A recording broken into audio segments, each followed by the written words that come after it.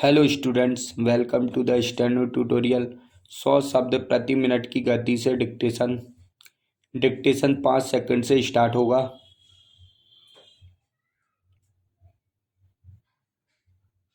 Yes, start. उपाध्यक्ष जी, इस सदन के सामने विदेश मंत्री जी ने जो यह संविधान संशोधन विधेयक प्रस्तुत किया है, इसका मैं हृदय से समर्थन करता हूं।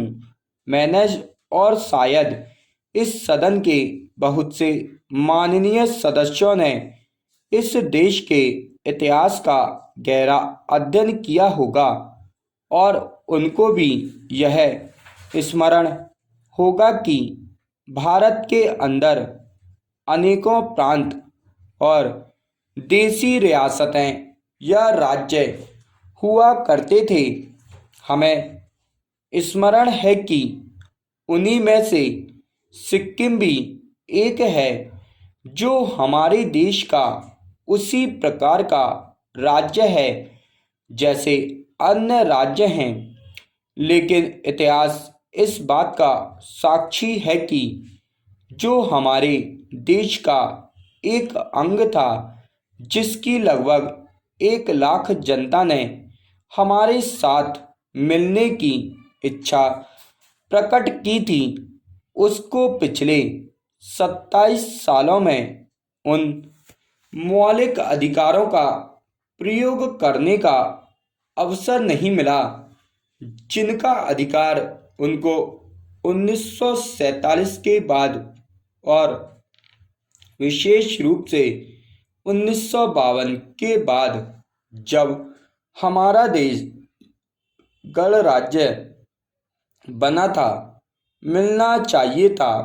आज इतने सालों के बाद फिर हमारे देश के इतिहास में ऐसा निर्णय करने का अवसर आया है जो कभी भुलाया नहीं जा सकता।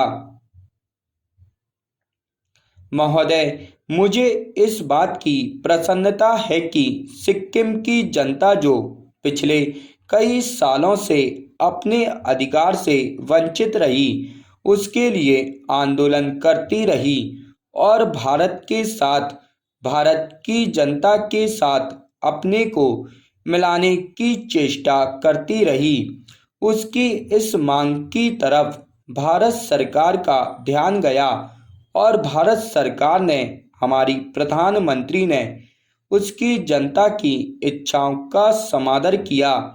मैं इसके लिए उन्हें बधाई देता हूँ। मैं यह मानता हूँ कि इस मसले पर निर्णय लेने में आरंभ से ही भूल हुई और अब उसका सुधार हो रहा है।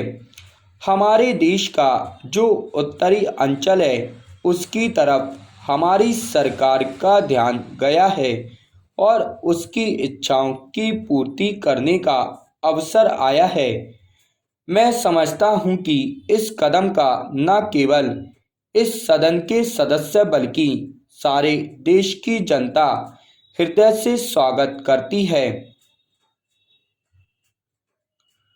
मान्यवर, मैं यह भी निवेदन करना चाहता हूं कि सिक्किम राज्य की जनता की इच्छाओं का मान रखने के बाद हमारे देश के ऊपर एक बहुत बड़ा उत्तरदायित्व आ गया है।